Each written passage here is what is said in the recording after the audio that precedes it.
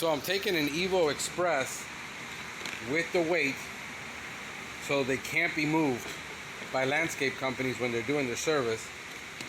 We're going to be filling one of these up with liquid, like Thickwood, down to a 1% solution, 0.5% solution for carpenter ant control and big-headed ant control. We did these little screens that allows the ants to get in, but we're going to glue these in place so that the rodent can't get in.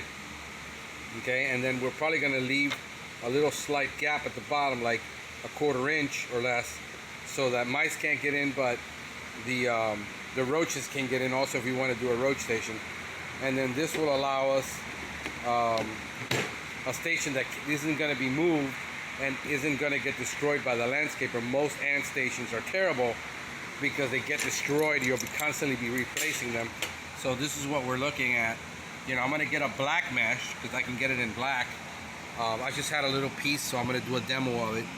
And that's what we're looking to do to put outside houses. You can take the ones by Bell Labs that are designed as a rock and use them as a rock, and nobody can tell, and you can modify it.